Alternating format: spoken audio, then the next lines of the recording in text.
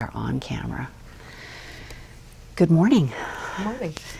It is about 10:30 on Thursday, January 30th, 2020. I'm Sue Verhoff, Director of Oral History and Genealogy here at the Atlanta History Center. Also with me is Taylor Patterson, and Taylor is a member of the Inman Park Neighborhood Association. We are here today to conduct an oral history with Ms. Cathy Bradshaw, who has graciously agreed to be interviewed as part of the Atlanta History Center's partnership with the Inman Park Neighborhood Association. So thank you so much for coming in and doing this, taking the time. So to begin with, could you please share with us a little bit about your background and growing up years in Druid Hills? We moved to Atlanta in 1958 when I was in the 6th grade. The first year Fernbank Elementary School opened, and my mother was a math teacher at Druid Hills, and so I went to Fernbank and then Druid Hills and graduated in 1965. And we had moved from small towns in Georgia where our dad was a principal, high school principal, and our mother taught everything. She finally settled on math, which had been her major at University of Georgia. My parents were in graduate school when they met at Georgia. And so we traveled around Georgia for all of my early years and then settled in Atlanta. And my dad was the director of textbooks for the State Department. And my mother taught, and we were not really active in the Druid Hills Civic Association at that time, but after I left home, my mother did get more involved and find out more about what was going on in that neighborhood. And so I knew that neighborhood history and activities were important, and I guess when I moved to Inman Park, that carried through, and I had no choice but to get involved. Excellent. We're going to take a quick break here. Back on camera. So what I'd like to know is, tell me a little bit about why you chose Brown University and why you chose urban studies as your major. What led you into that? I was at Salem College in undergraduate, an all-female college, and majored in sociology. And when looking at graduate schools, I thought it would be an opportunity to get out of the South. And I applied to Brown and Johns Hopkins. And actually, my Dean of Women told me that I would never get into Brown, and so that gave me the motivation to show her that I could. So I applied and got a full scholarship with the NIH and went to Brown in sociology. They didn't really have a label of urban studies at the time, but that was the specialty I chose. And most of the program was geared more toward statistical analysis. So I got a lot of that, which also ended up helping not in my career but in neighborhood work. So I was at Brown from 69 till 71 and got very involved in the Vietnam War protest movement and became an activist at that point in time. And so Brown was a good breeding ground for my future activities in the neighborhood. Excellent, excellent. So you, if I understand correctly, you bought your house in Inman Park in 1971 after graduating from Brown. Correct. There's some really interesting stories about your parents and how you chose and why you chose. Tell us a little bit about that. Why Inman Park? And Inman Park was cheap, and when I finished at Brown, I had a hard time finding a job because Nixon had announced the wage and price freeze in the spring of '71. And when I applied for jobs in New York and Boston and eventually in Atlanta, I was told that they weren't hiring anybody with a master's, that they only would hire entry level, and I couldn't come in as a secretary because I didn't have typing skills. And my sister had advised me not to put that I was an excellent typer on my resume because then I would get hired as a secretary. So I couldn't then come back and say, but I can type. So I was forced to abandon my desire to stay in Boston or Providence or go to New York, and ended up back in Atlanta. And good friends from college days were living in Ansley Park. I rented a house in Ansley Park and had roommates. And my house in Ansley was actually for sale for $85,000. But without a permanent job, it was certainly beyond my means to even think about buying a house. But my friends found a house in Inman Park and bought it for $5,000. It had no kitchen, no bathrooms. All the plaster in the walls was damaged. And somehow by working on their house, they convinced me that I should buy a house. And it was very much at the beginning of the movement in Inman Park. And one Sunday afternoon, the house next door to my friends came on the market, and they encouraged me to go look at it. And the slumlord was there showing the house and about how it could be divided from 4 apartments into 5 apartments, and was talking about building a wall down the parquet floor in the dining room. And I just said, no, I'll buy it. You can't let somebody come in and destroy this house even more. And the down payment was $800. I had 4 tenants in the house, and because of this law, you have to give notice, 60 days notice to tenants. The rent was $50 a week, so I got back my down payment in the first 2 months while the tenants were still there. And I assumed a mortgage from the slumlord, and I think it was $82.34 a month. And I was able to afford to buy a house, even though I didn't have a permanent job, and I had used my money that I was going to buy a car with to buy the house. So I had to do a little finagling with my dad after he finally got over the shock of my actually buying a house in a slum neighborhood. And they did not react well to my buying this house. It was truly a slum house that had winos, and it was a weekly rental, and it was in horrible condition. And my parents' reaction, well, I had gone over to tell them the day that I bought the house that I'd bought a house, and Daddy said, using my full name, promise me that you will not rent an apartment in Inman Park while we're out of town. And they were going the next day to visit my sister in Denver, and I said, okay, Daddy, I promise I will not rent an apartment in Inman Park. And I didn't have the courage to tell them that I had actually signed the documents that day to buy a house. And called my sister, and I said, you're going to have to break the news to them. And they were close to disowning me.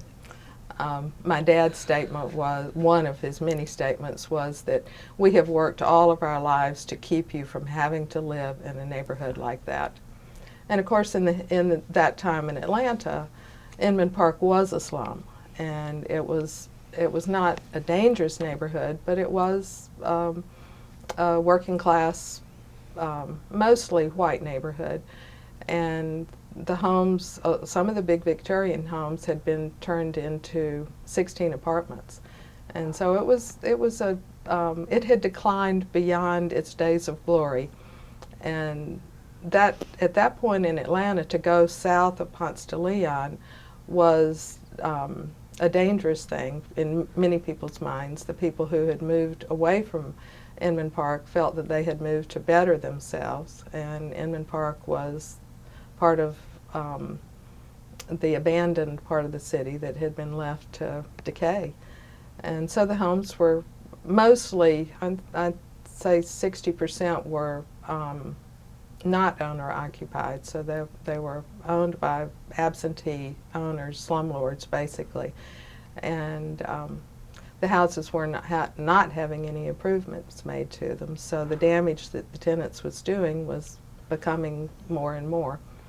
And So I ended up with a house that I had no idea what to do with, and I had no skills. My dad was not a handyman, so I had a part-time job at Sears, and my favorite department to work in was in the paint and hardware department, because I could ask what I thought then was old men. They were probably in their 50s or 60s, and ask them about how to do some of the repairs I needed to do. And the first time I asked a question about how to replace a socket or a light switch, he asked me if I needed a flathead or a Phillips head screwdriver. And I had no idea there was a different kind of screwdriver. And they asked me what kind of, what kind of walls I was putting paint on. And I didn't know anything different between sheetrock and plaster, and I had no idea. So the first paint job I did, I evidently put a water-based paint over enamel, because the next day I went in and the paint was peeling off. And so I had a lot of trial and error opportunities during those early days of owning the house. But stepping back, I should probably tell you about two of the men who were in my apartment that I had my first encounter as a 23-year-old owning a home as a landlord. That this sort of set my history in place. They were named Smokey and Julian, and they were winos or painted for a living, but drank a lot while they were painting. And Smokey had bitten off his tongue when he was in an automobile accident when he was 16. And Julian was older and kind of looked after Smokey, who couldn't eat regular food. Without a tongue you can't chew very well. And I went to the house the first Friday. The slumlord had told me I had to be there before 5 o'clock on Friday or I wouldn't get the rent, because they would drink it all away. And I showed up, and they were so proud to meet me. And they said, "We've spent all day cleaning our apartment so you could come and see." And I stepped inside, and it smelled like urine, and went into the kitchen, and it was just reeked with odor. It was like there was rotten food in there. And the fellow without the tongue opened the door, and he kind of stuttered, and he was so proud to show me the refrigerator and freezer, and there were roaches all over the food. And everything was mashed potatoes and Jell-O and ice cream and mashed potatoes and gravy, and it was absolutely disgusting. And I was just totally naive and had no idea what I was going to do with these two men who I had to have in my life for 60 days. But they taught me a lot of endurance, and you kind of get through it. But as a departing gift to me, I went up the day they were moving, and they asked me if I liked peach brandy.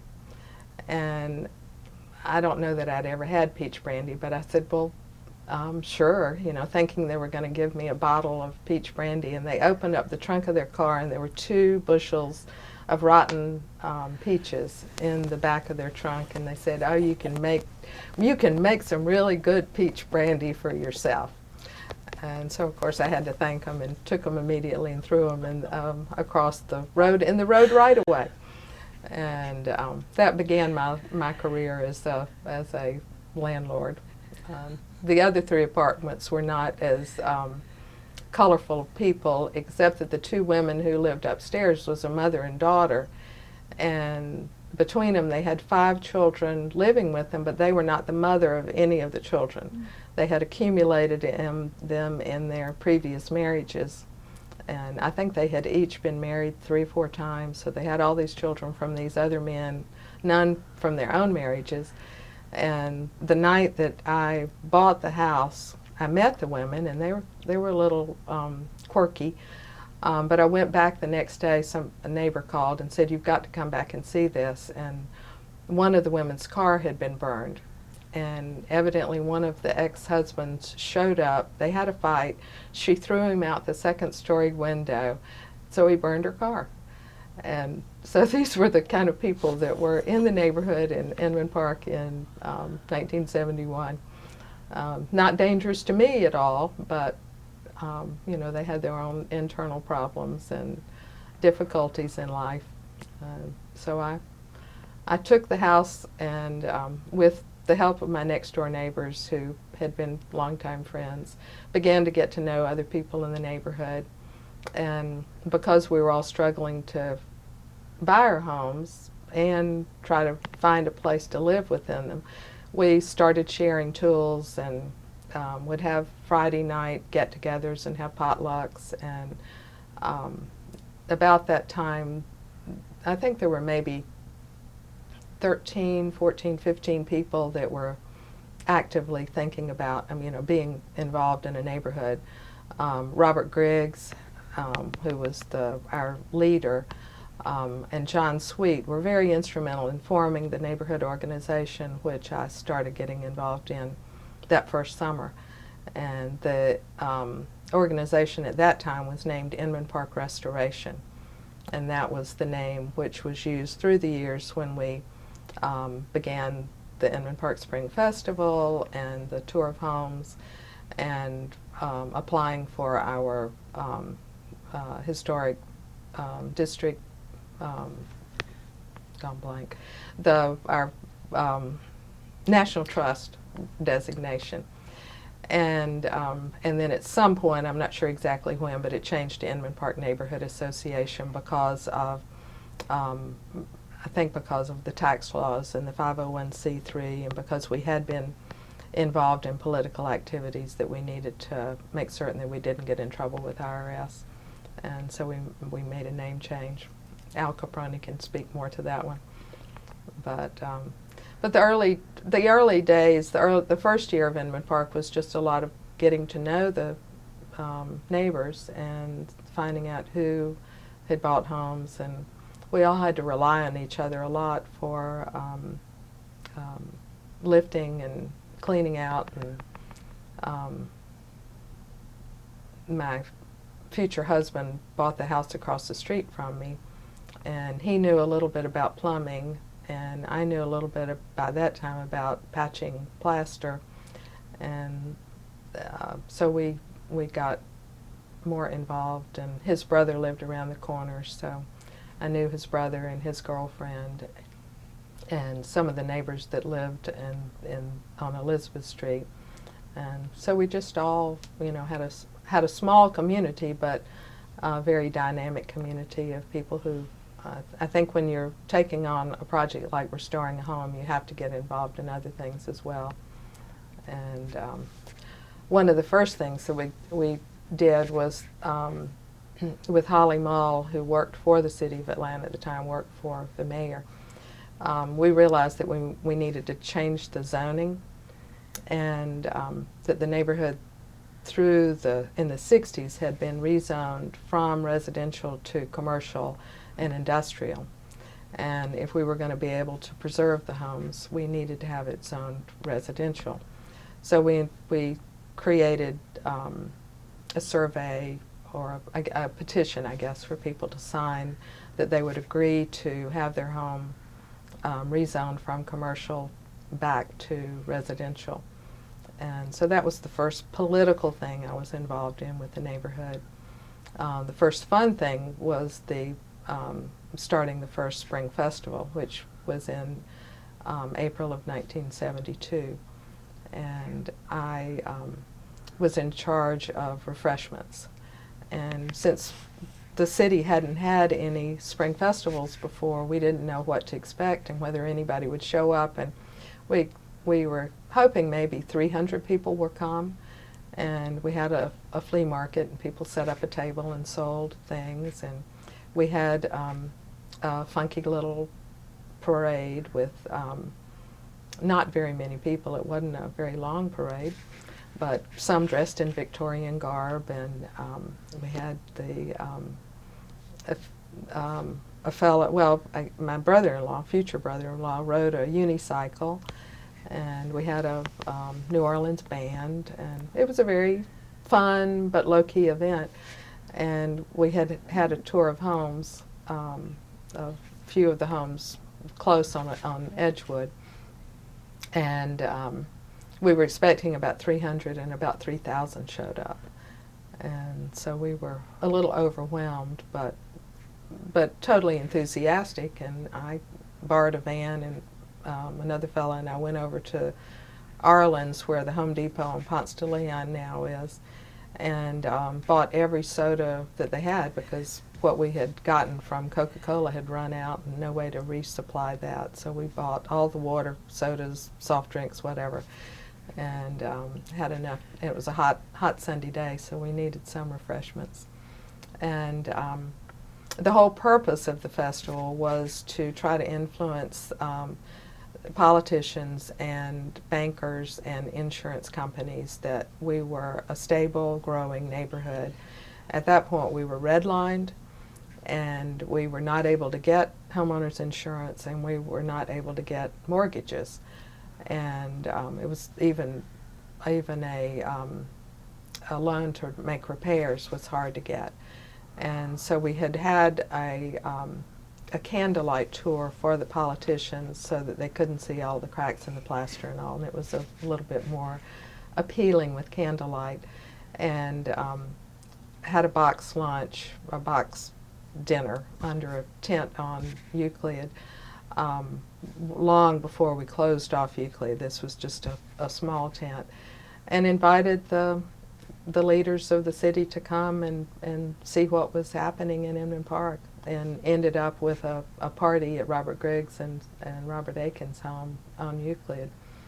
And I assumed that it had some influence. It took me a long time to get a mortgage. After I met Beau, and then we eventually married, we moved from my house to his house, and the back porch of the house was falling off, and we needed a loan to tear off the back of the house, expand, add a larger kitchen, family room. And I went to 13 banks to try to get a loan, and they all said I needed to repair the back porch before they would give us a loan. And the whole point of the loan was to tear the porch off, because it was not safe, and it made no sense to put money into repairing a damaged porch. And so about that time, through that process, John Sweet and others had formed the Bond Community Credit Union, which was all of us pooling our money to create a credit union to make loans available. And it was the first community-based credit union in the country. So it took a while for John to be able to convince the National Credit Union Association that it was a good idea and that it would be a viable enterprise. And it's still thriving today and has grown. And from 1972 to 2020, it's still a valuable asset in the community. And we were able to get a $30,000 loan from them to add on our kitchen and make all the repairs necessary. And then because we had a loan, then we were able to actually get a mortgage a few years later and start making the other repairs. My husband's house, Beau, had bought his house from a woman who had lived in the neighborhood for a long time. So she was one of the elderly women, and she lived in the house with her brother. And they, in World War II, had rented out a room to a woman, so that the house had never really been divided into apartments. But what is now our office was a bedroom, and then what is now our bedroom was a kitchen. So the house had two kitchens, but the Ruth McMillan and her brother and this woman who was their renter shared one bathroom, and the dining room was a bedroom. So the house had been reconfigured, but walls hadn't been removed, and there wasn't a separate entrance added. So it had not been destroyed. So that house was a lot more manageable than my house, which needed a lot of everything plus more. So I sold my house in '78 to Sally Dorn and Bill Ferguson, and I hope you'll interview Sally Dorn at some point. And so we moved into Beau's house, and that's where we live now. And I think he paid $14,000 for his house in 1972 and was moving to Atlanta from Augusta, where he was in the Army. But since his brother was in Inman Park, he moved to Inman Park. And so that was the early days. And I guess Beau came in right before Spring Festival, that first year in '72. Yeah. Well, let me take you back just a little bit. I have a couple questions to ask you about those early days. You mentioned that your tenants, when you first bought the house, had 60 days, correct? To get. Did you get any pushback from any of them? Were any of them upset about having to leave? No. Weekly renters were, they weren't long-term renters. I don't think the women upstairs had been there but a few months. And no. The man who lived in the downstairs apartment was a traveling mechanic, equipment repair, I'm not sure exactly, but he was often transitory, and I think that was the situation of the neighborhood. No, there was no pushback. Were the apartments furnished? No. Okay. Okay. I don't think so. They did seem to leave furniture, and I did have a yard sale after they left, and there was enough furniture in it that I made $50, and I used that $50 to buy a crepe myrtle for the front that's still living. And so I don't know whether the furniture was there when they arrived or not. I'm not certain about that. So 60 days have passed and your renters have left the premises and you move in. What were you thinking that first night in this home? What was that night like? Through the whole 60 days, what have I done? Why am I doing this?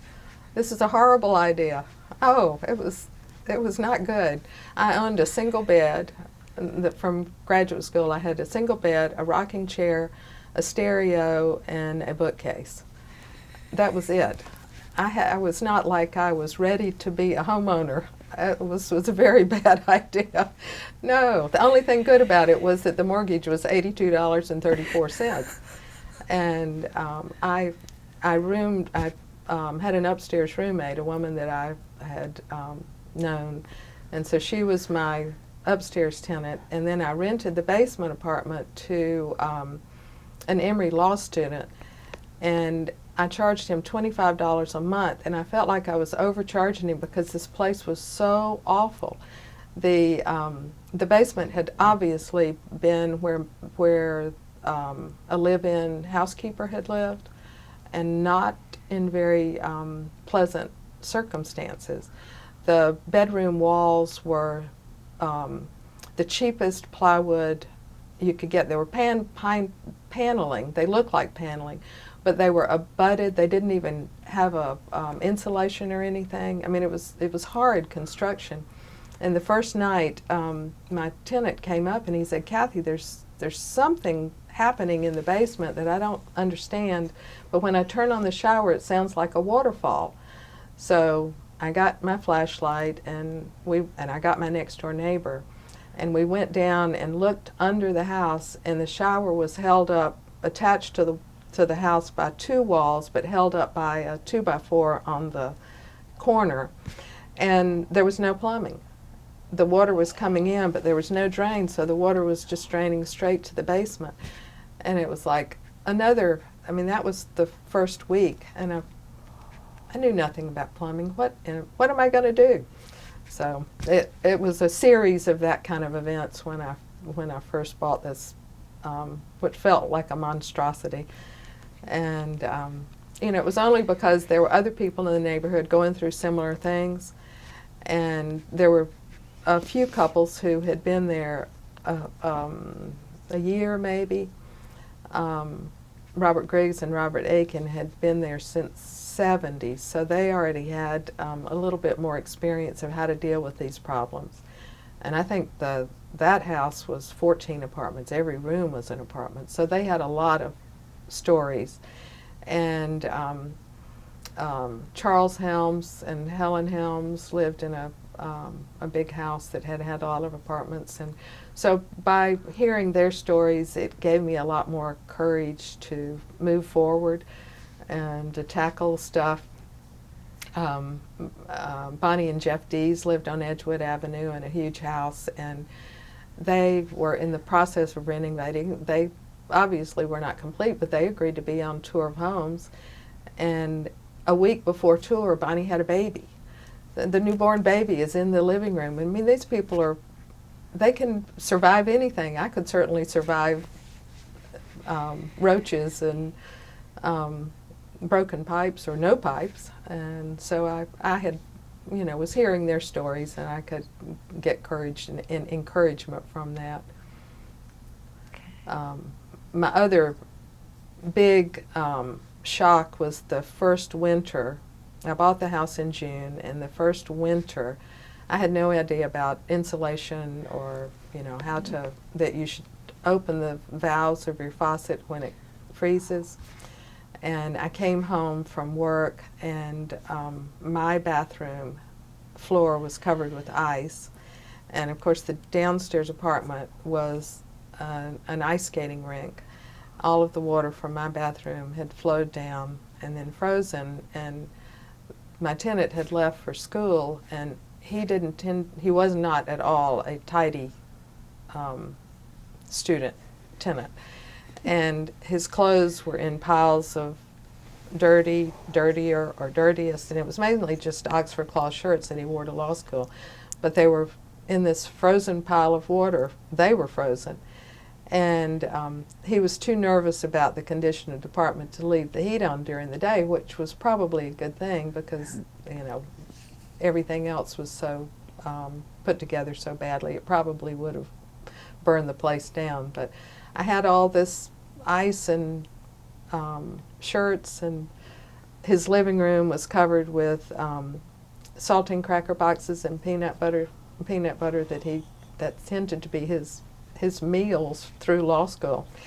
And it was just rather overwhelming of how do you deal with frozen water, broken pipes, no plumbing, and fortunately our upstairs tenant had a bathroom that we could use. But there were just innumerable experiences like that I kept saying, what have I done? Why am I doing this? So what made you stay? $82.34 a month. But by then I had made friends. I mean, it was a great neighborhood. There were, even the people who weren't involved in renovating were fun and interesting people. And there was a lot of variety. There was a lot of diversity. And having majored in sociology, I was interested in diversity. I was interested in different lifestyles. And I also wasn't making a lot of money, so I really was, I guess, stuck, but stuck in a good way because it turned out to be a good thing. I did get a good job, and I did end up having excess money, so we were able to do renovation on the house, and we started buying other properties, and we would go to another neighborhood and buy the worst house on the block and fix it up.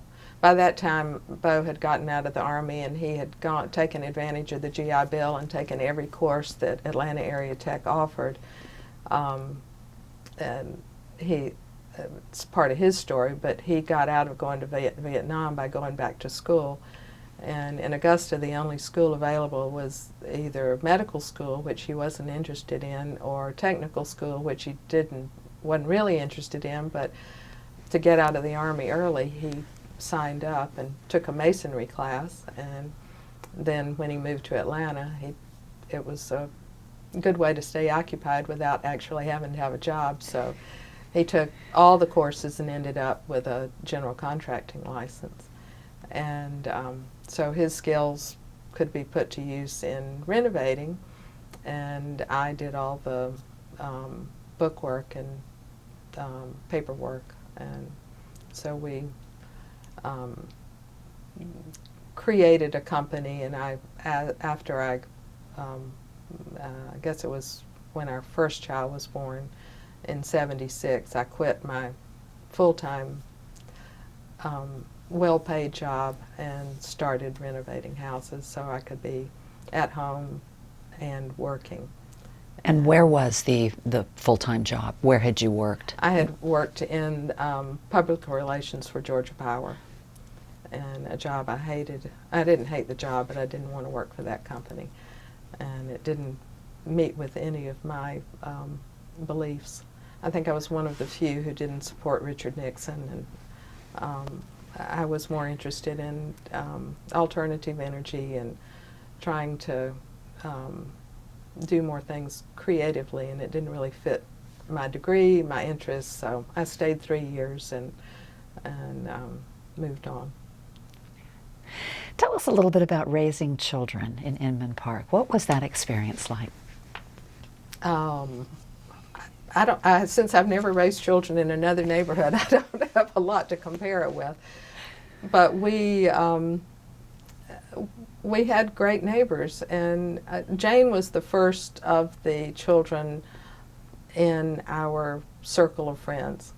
And so she was almost like an experiment. I hate to say that on camera, but we were all learning about how you raise a child, and Jane was an independent, interesting child, and so she had a lot of adult friends, and she went with me where I went. She went to meetings. We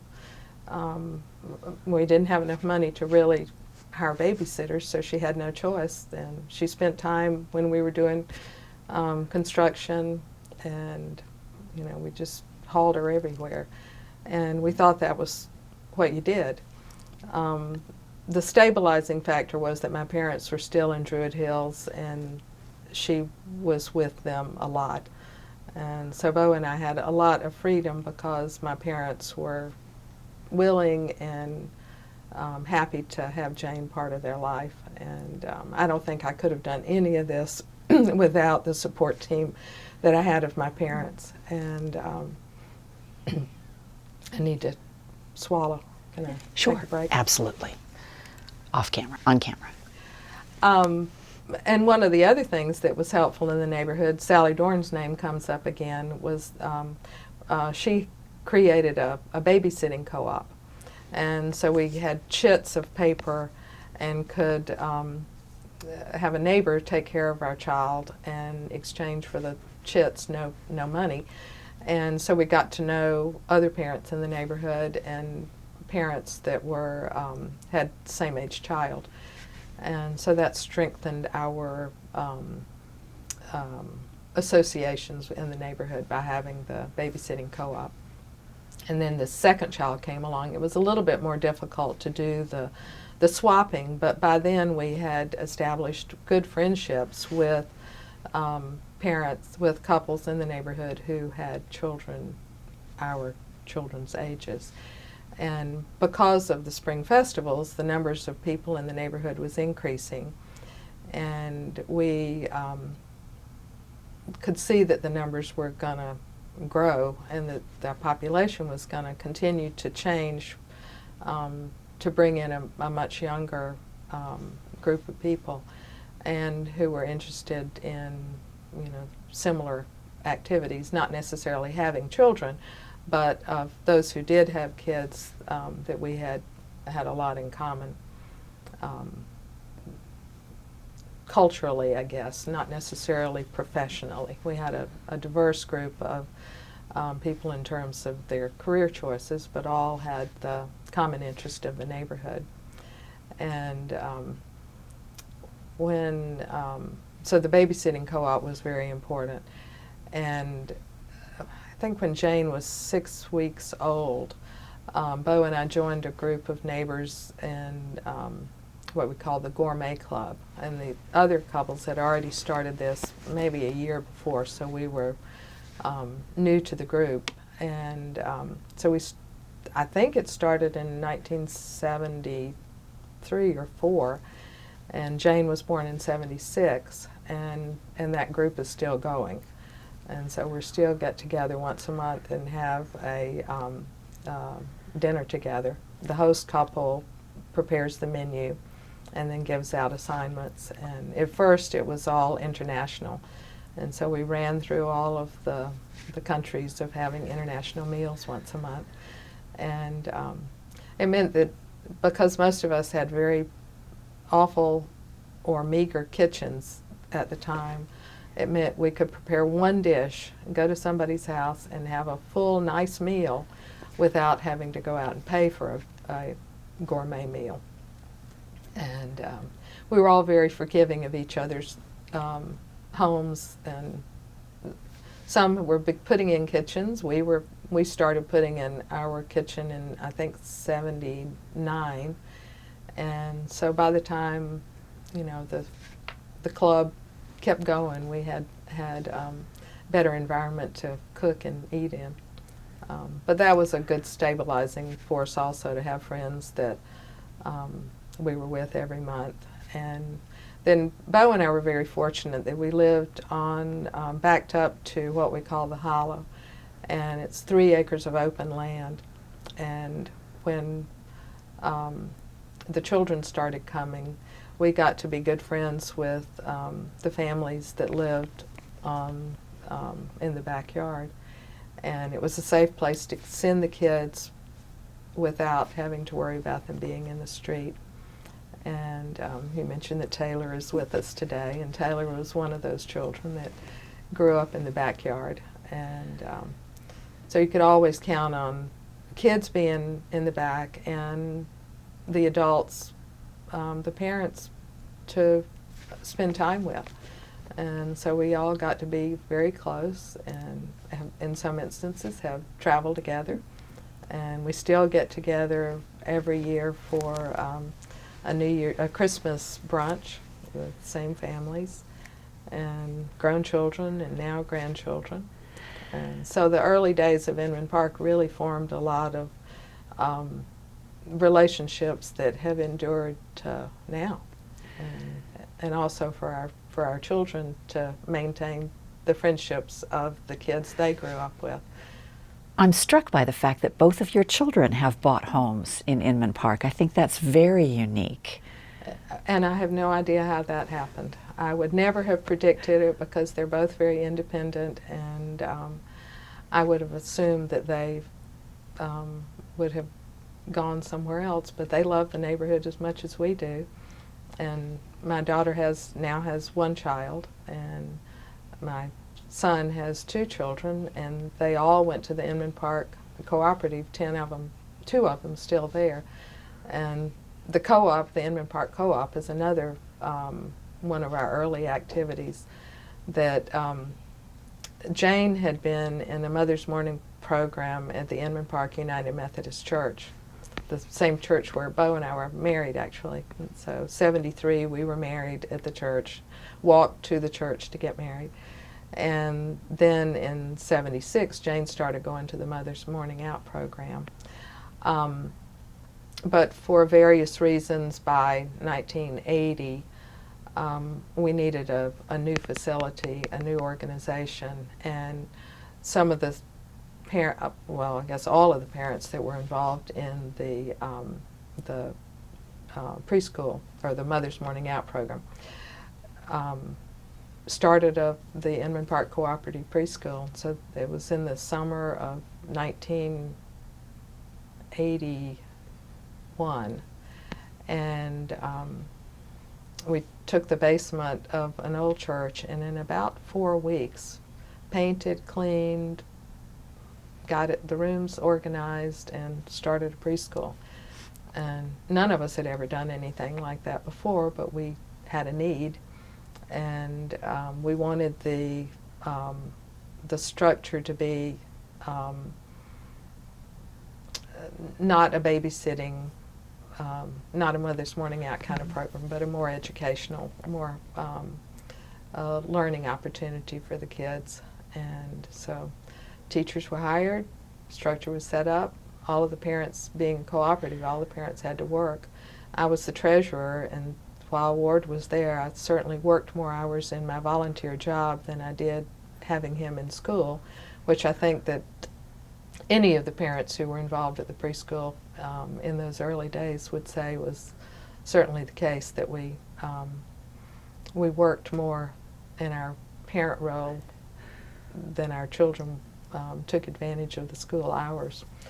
But once again, it was a very stabilizing activity, and formed long-time friendships through the preschool.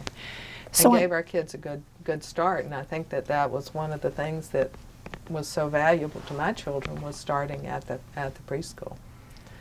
So I'm hearing kind of a recurring theme here, and that is you saw a need and you met it. Right. And that seems to be sort of a hallmark of Inman Park. Right. I do want to make sure that we talk a little bit about your activism. I'm fascinated by the fact that you were involved in the anti-war movement up at Brown, and thinking about the connections between that and the things that you participated in to protect and preserve Inman Park. Right. So tell us a little bit about some of those things. I think I mentioned the rezoning, and like I said, I didn't ever actually have a job using my degree, but I always found things in the neighborhood that needed to be done, that would use things that I had been interested in college and graduate school. The rezoning was one. I guess another early one was during the Inman Park Festival. We needed to spruce up the neighborhood a little bit, so a group of us started cleanups and got the city to finally agree to come and actually haul our building debris away. And as part of that, we tended to like to turn things into fun. They were work, but fun. We had a goal, but we needed to do it in a fun way. So as part of the cleanup, we had a competition to see who could create the most interesting, what do you call them, scenes in front of their homes with their trash. And we were still pulling junk out of the basements, and fans and heaters and rugs, and so we had people would put out a room, basically. They'd roll out the rotten Oriental rug and hang up the what looked like a rusted light fixture, but it was actually brass, and maybe a bed, maybe a sofa, chairs, whatever. Some of them broken, some of them okay. And then we would go around and judge the best room as part of the cleanup. And of course, we all went shopping, and because they were throwing it away, and that's an Oriental rug. We can take that to Sherrian's and have it cleaned, and it's better than no rug on the floor at all. And boy, that's a brass light fixture that matches my home. I mean, I need that. That's a bungalow style, and our craftsman style. And so we found treasures in other people's junk, but it also made for a fun way to start Spring Festival. So that was one of the fun things that we did. And in order to entice the city employees to come and clean up on Saturday, we got McDonald's and Burger King, I don't remember who else, to donate food. So we had drinks and refreshments and dessert and stuff, and a band. And so we got the city work crews to come on a Saturday to do the cleanup, and then we had a neighborhood party, and all those guys participated and had a great time. And the end result was that we got the neighborhood cleaned up. And for many years we had the neighborhood cleanup. I don't think we're doing it now, because people we're a lot more clean and tidy, though we have a committee that does it now, but not as wide scale neighborhood activity. My activism. I was on the zoning review board for 2 years for the city, and learned a lot through that process of what the city's approach to rezoning is, and some that I had some influence over and some that none at all. But through that time, I also realized the value of community involvement.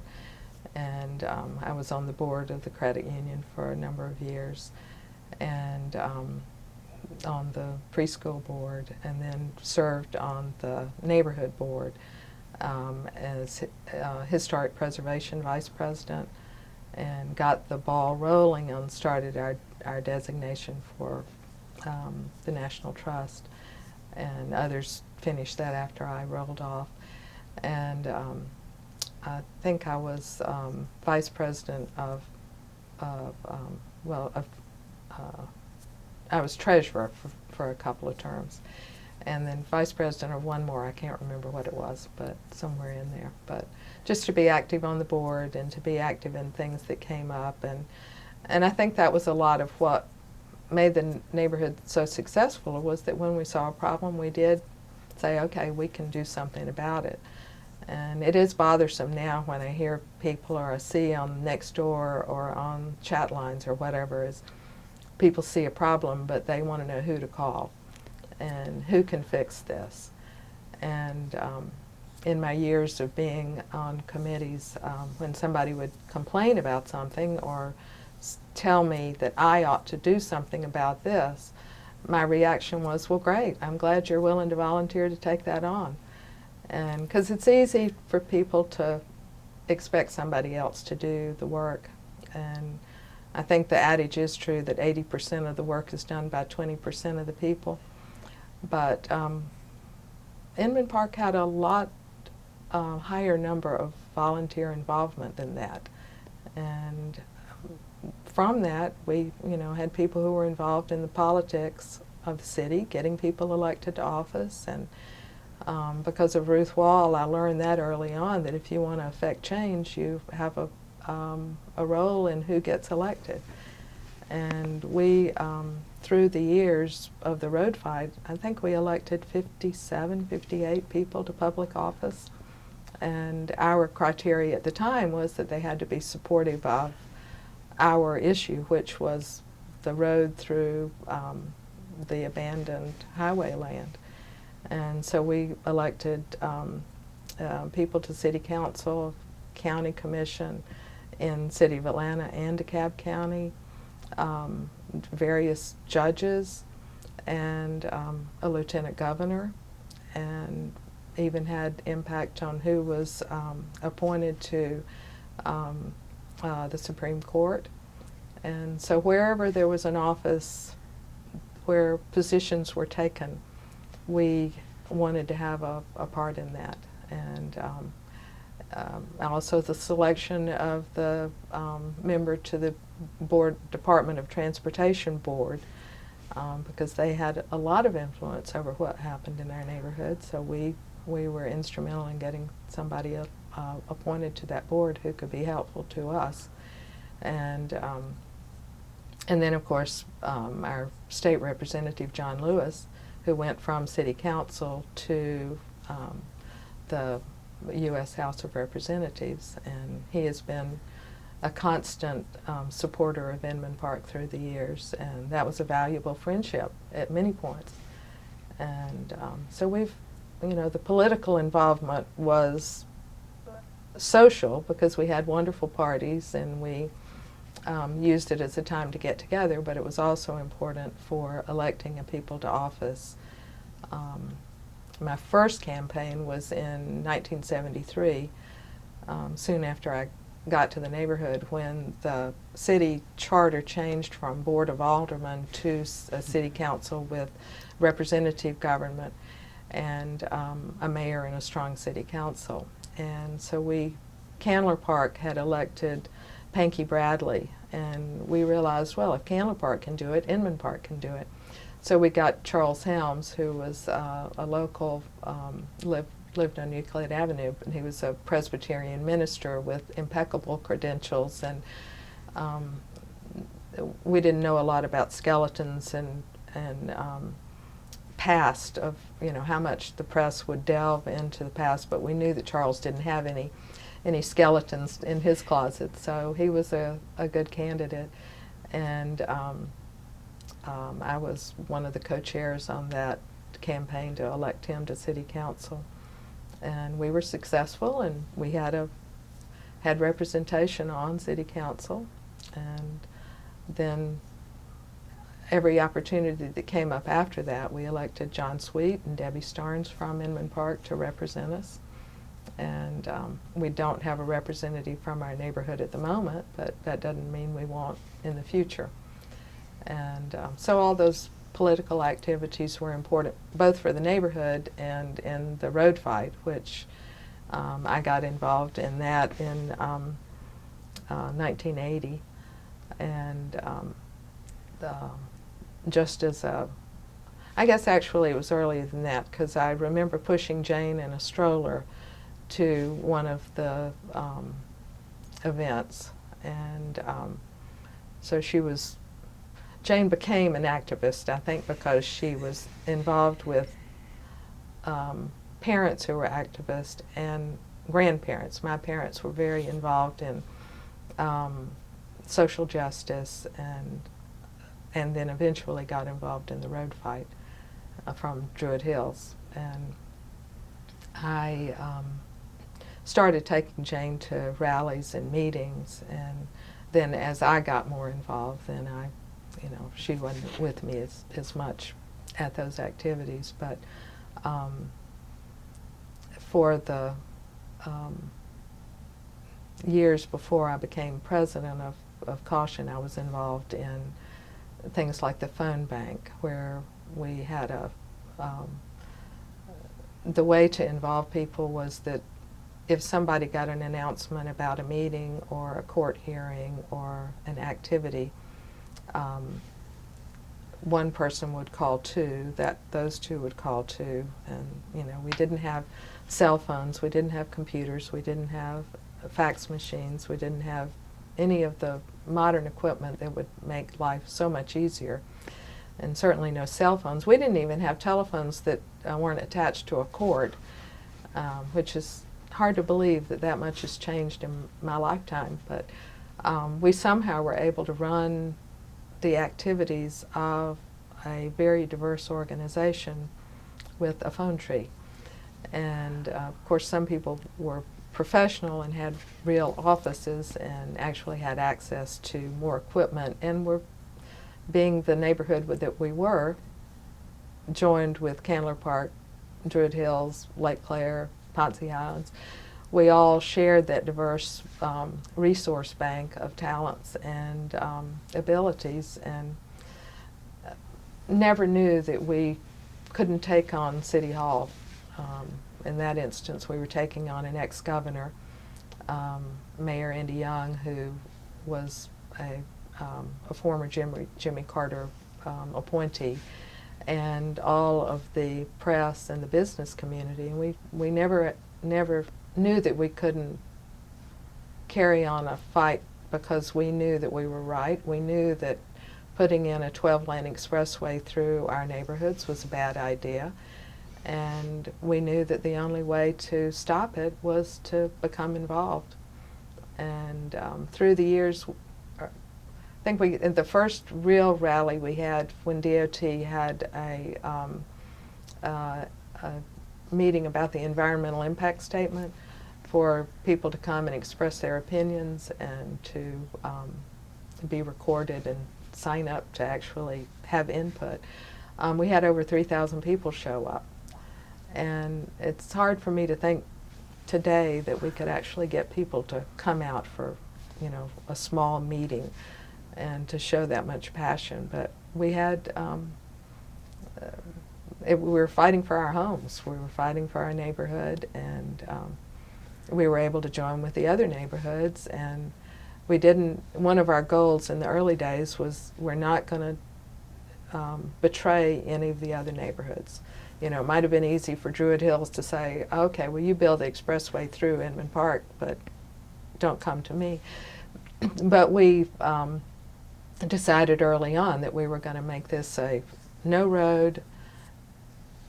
That was going to be our mantra, keep it simple. We were not going to compromise, and we were going to fight to the end. And it took 10 years, and I haven't added up the number of lawsuits I've asked for to do that. But we had lawsuits at the city, the county, the Superior Court, State Court, even went to the Supreme Court of Georgia, and you know the lawsuits were, anytime a lawsuit could be filed, we found a reason to file it, and we would raise the money to make it happen. We had a team of volunteer lawyers that worked diligently. In addition to their own jobs, they worked many hours as volunteers, and we had a lot of volunteers just helping them do research, doing whatever was needed to make it happen.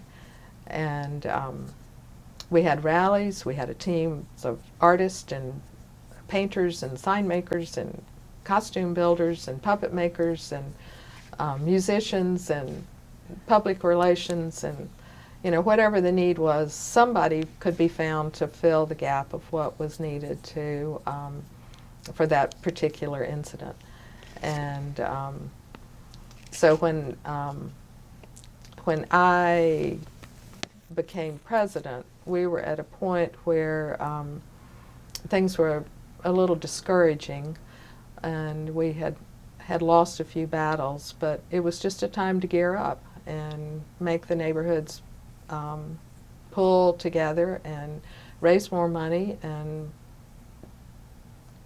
win the battle. And we were fortunate that we had Judge Seeliger in DeKalb County Superior Court, who ruled in our favor on a big decision that DOT could not condemn city parks. And that was sort of the breaking point where we knew that we were finally had some legal backing and some ground that we could build on. And we were able to save the Olmsted Parks on Ponce de Leon. And by that time, the Olmsted linear parks were an important part of the road fight, where national publicity had been gained.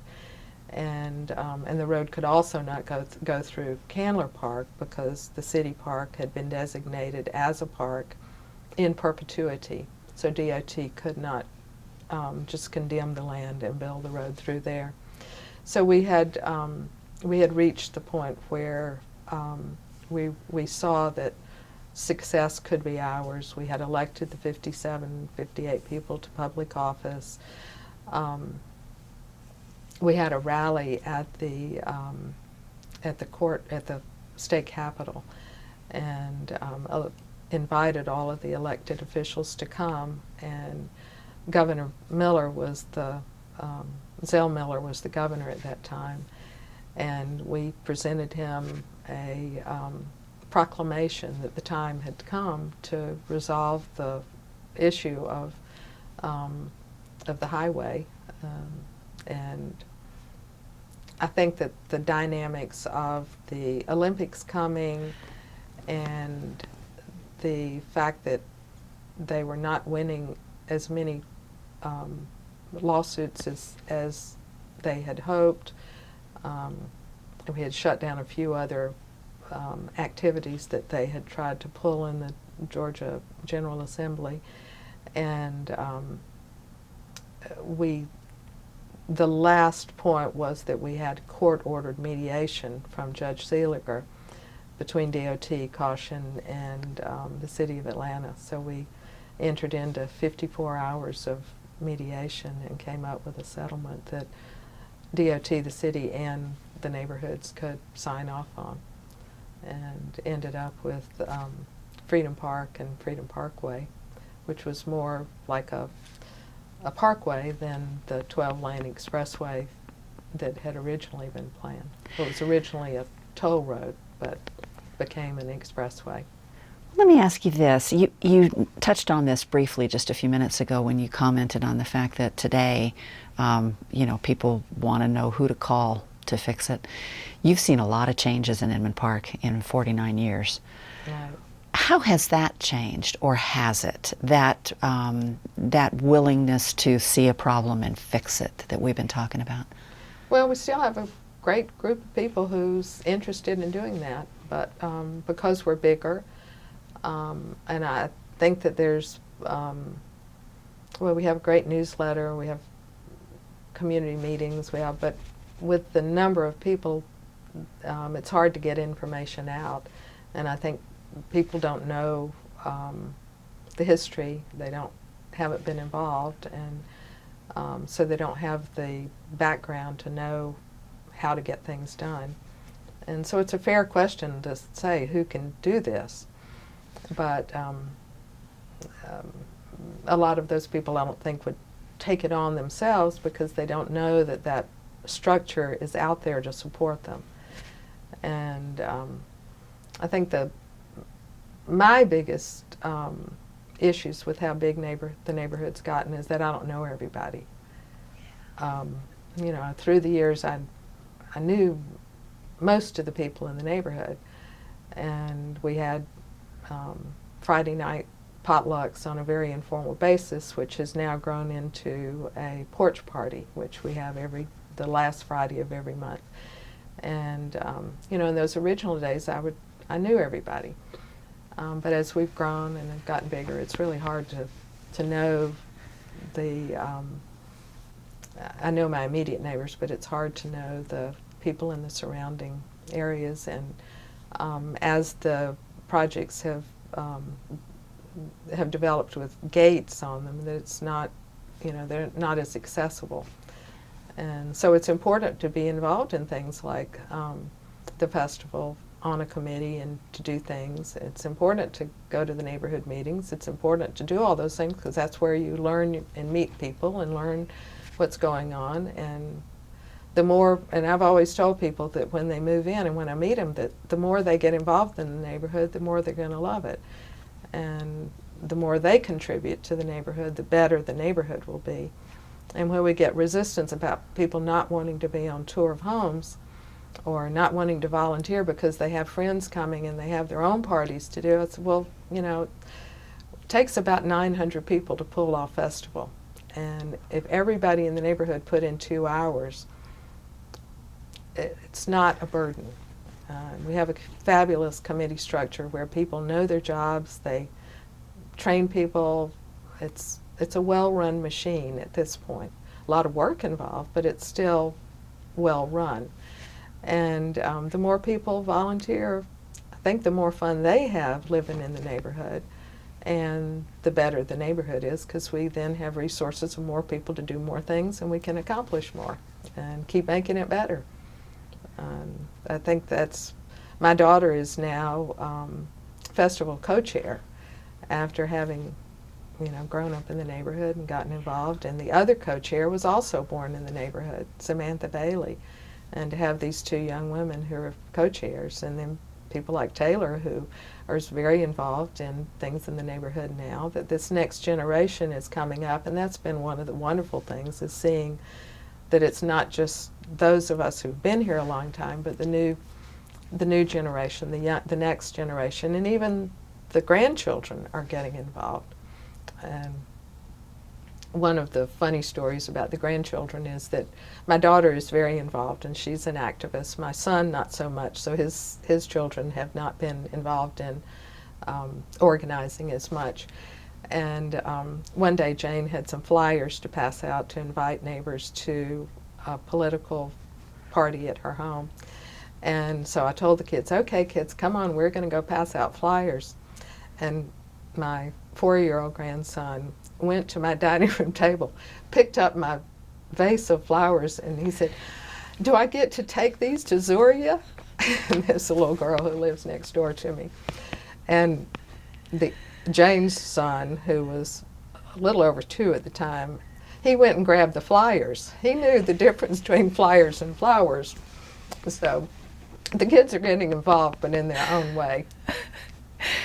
If you had to choose sort of an overarching singular accomplishment that you have done in all of your associations with Inman Park, what would kind of be the standout?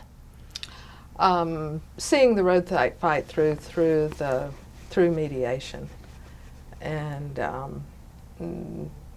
going to more meetings than I could possibly count.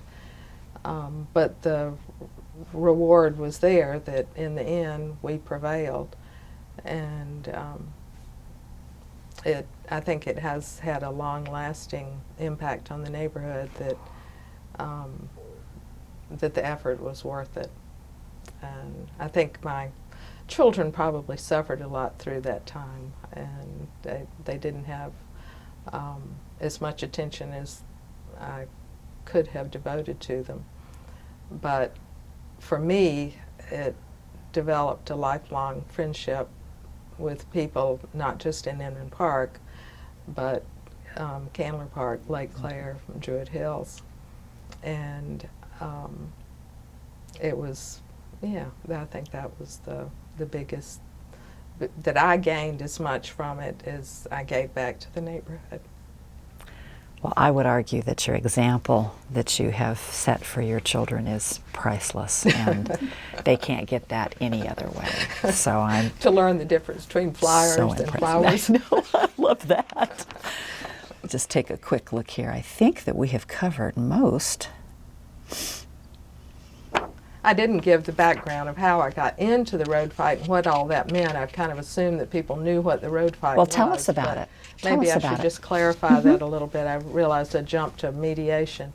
But in the 1960s, the Georgia Department of Transportation had planned on building an expressway from Atlanta to Athens called the Stone Mountain Freeway.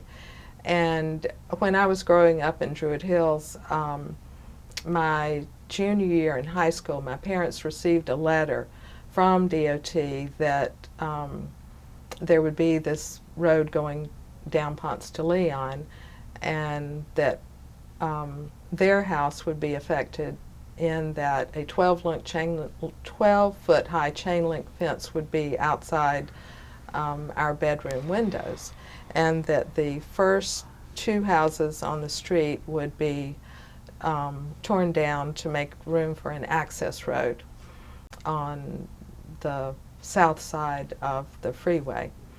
And at that point in time, I think it was 1964, my parents had no idea that you could fight DOT.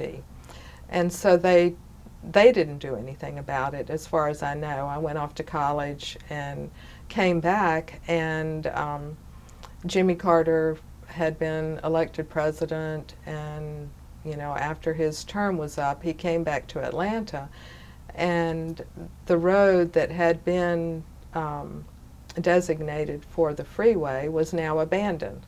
Ironically, Carter was the one who stopped the freeway in, I think, 72 maybe, when he was governor. And it was before then. When he was governor, a Blue Ribbon Commission had recommended against the freeway and all that. But when he came back after serving as president, he needed a place to put his library. And the way the laws were written, that any land that had been cleared with federal funds could be used for another use, but there had to be a designated highway as part of the project.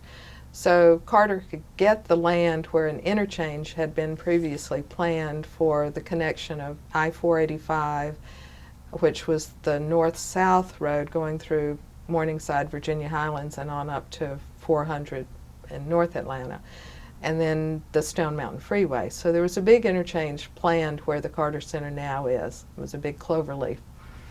And as long as he had a road component, he could put his library and the Carter Center on that land and pay a small sum for the Carter Center part of it. And so that was the reason that the Presidential Parkway was created. Andy Young was president. He was happy to do something to make President Carter happy. And Andy Young and his entourage came to Inman Park to present the plan. And he was astounded that we weren't just overwhelmed and thrilled because they were going to put in tot lots right next to this parkway. And we're going, you're going to put a playground right next to where kids are going to be playing? I mean, cars are speeding by, and at that time it was a full-blown expressway with high speed and tractor trailers and 5 bridges over city streets, and to us it looked just like the expressway it was, and that's why we called it the Ex-Pres Way, and after President Carter. And we were I naively was under the assumption in the early days that President Carter, who was out working for peace and justice and, you know, preaching basically peace and collaboration and work with your neighbors, and, you know, we can have world peace, but I just naively thought that he at some point would come and work with his neighbors, and yet he shunned us and never made an effort to make peace with us, even though we thought we had valid grounds and that we weren't fighting the library. The library could exist, but we wanted the road to be scaled down and only to go around the library and not to impact the neighborhoods. And it was really astounding to us that he would not willingly or actively participate in trying to resolve things. And so we ended up in a full-blown battle, so to speak. And it became personal at that point that he seemed to be putting something in that was going to be detrimental to the community. And I got in, as I said earlier, I did get involved just in rallies and committee work, and somehow because of my background I ended up getting pulled into it more and more. And I think all of it went back to that letter that my dad got in '64 that it was going to be so destructive, and I could see, you know, a lot of people didn't understand what, oh, you know, build a road, it's just a road. But when it's going to be right next to your bedroom, you know, I think my understanding of it was a little bit better, and also because of my not training, but education. I think I understood it a little bit more and was willing to participate. And because we had such a good team of lawyers and other activists, that it was an easy role for me to slip into. Always kind of makes me think of It's a Wonderful Life, the building and loan in the town, you know, and the community-based, and, you know. Well, we've got a great neighborhood. You do. A lot of people want to live in our neighborhood, and I think that's a tribute to all of us who've worked hard to make it a good place to live. It absolutely is. Yeah. Is there anything we haven't covered that feels important to you? Probably the other thing is our trees. Yes. And early on, the trees of Inman Park it was obvious that they were aging, and I did participate on the tree watch and the tree committee, and that has evolved into a great group of people working with Trees Atlanta, which was in its formative years and also getting started. So, you know, we were able to team up with Trees Atlanta early on, but in the early days we just, you know, had neighbors go out and prune and clean up the trees. And one of the incidents that I was specifically involved in was that where the Little Five Points Community Center now is, was an elementary school, and there was a live oak in the yard of the school that was absolutely fabulous and had a big drooping branch that touched the ground. And Cumberland Island has been a part of my passion through the years, and we spent a week or two at Cumberland every summer, and so I loved the live oaks. And the city Atlanta Public School crew came in one day and cut the tree down, and it was probably 100-year-old tree, and the branches that were, the one that was drooping to the ground was probably 24 inches in diameter. I mean, it was just an absolute wonderful, but it had a perfect little sway in it for kids to sit and, you know, hang out at school. And they cut the tree down because they said it was unsafe for the kids. That tree was not unsafe for the kids, and it just infuriated me. So I went to Greens, and I can't remember the other. There was another large landscape company in Atlanta, and I called and many different companies that sold trees, and finally found one that had bought 2 live oak trees for a client that didn't want them. And so I bought the live oak. It was probably 12 feet tall maybe, and we planted it near where the destroyed tree had been. And it's still growing. It's getting big. It doesn't have any big drooping branches yet, but I am a bit proud of that tree, that we were able to replace it, and I think that gave me motivation to get more involved with the tree work in Inman Park. That happened before Jane started school, so it must have been 74, 75. So that tree has been growing since 1974, and it just shows that trees do. They will get big in your lifetime. Some people are afraid to plant trees. Like Taylor's parents planted a white oak, and they were advised not to because it would be so slow growing. And that tree is just fabulous now. It is just wonderful. My next door neighbor also planted a white oak, and well, we planted one in her memory, her honor. And that tree is huge. And so they may be slow growing, but I'd hate to see how big it would be if it were a fast growing tree, because the one in your yard is just fabulous. So the trees are very important to Inman Park. And I noticed a few years ago you were honored with a tree planting ceremony at Inman Park. So yes. I think those efforts have certainly been recognized. 70th birthday, and they planted 70 trees. So that's wonderful. So that was good. Yeah, that's wonderful. Taylor, can you think of anything that you'd like to ask? I just wanted to, with your educational background in urban planning, what has it been like to see the commercial development on North Highland, that Inman Quarter sort of district? Did you ever sort of envision that happening, or? No,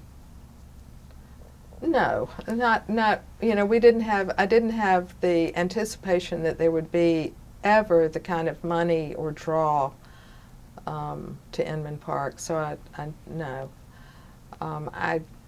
I of course looked at the old industrial yard more from the point of renovating it and doing a creative adaptive reuse. Like Bo and I bought the building that the Highland Bakery is in and have turned it into, well, originally to artist studios, and to put a bakery back in it, which the building had originally been built for in the 30s. And so I'm more interested in adaptive reuse. And so the new structures are a stretch for me. I do understand and I appreciate the fact that in order to have the wonderful restaurants and shops that we have, you have to have density. So I've never opposed the density, but I have, my design would have been different. And I do have problems now with our city planning department. We've never really had much planning from the city. We used to have a wonderful planning staff on the city, but through the years it seems that developers have more influence over what the planning is, and we have a current situation where using a two-way street, putting in 2 new buildings with a lot of employees and visitors, and no plans for rapid transit, no bus stop, no pullover for Uber or deliveries, no handicap parking. And so I have from my planning perspective, I have real issues with that, but that has not prevailed with the city. So, we will always be having battles, and some we lose, some we win, and we just keep persevering. But it has changed the dynamic of the neighborhood. But most of it is good. Some of it I'm not so happy about, but I think that's part of the dynamic of a growing city. The Beltline is wonderful, and that's been great, but that again, never anticipated the amount of influence it would have over development, and that the focus has been on much larger development with not many controls, that I think has been to its detriment. And I would like to have seen more diverse housing put along the Beltline, and maybe that will come in the future. Well, this has just been a delight and a pleasure. I can't tell you how much I've learned. I'm so impressed with all that you've done. I think to a large degree Inman Park owes its survival to your efforts. Inman Park wouldn't be Inman Park had it not been for the successes that you had with Caution and with the activism that you have promoted and sponsored and fostered. Well, and you have to remember that this was a group of people. Of course. And I was one of a group, and you know, I've seen some obituaries written by people who were involved in the road fight, and they say that they won, you know, saved, and I go, whoa, there were 3,000 of us, you know, there were 4,000 of us, there were a lot of us out there. And I stress that it was only because of the diversity of the in-town neighborhoods and the willingness of a lot of people, and I just latched on and rolled with it. But there are many names that come up that need recognition during all of Inman Park's history, and I think that's important to remember, that it took a group. Absolutely. Absolutely. But thank you for all of your efforts to organize, and the unique personality that you have that has drawn people to the effort. Well, thank you. It's Thank been fun. Like I said, we like to turn things into fun as well as work. So, Awesome. That's always important. Well, thank you so much for coming today. We appreciate Thanks. it. Thanks. Oh, Cathy.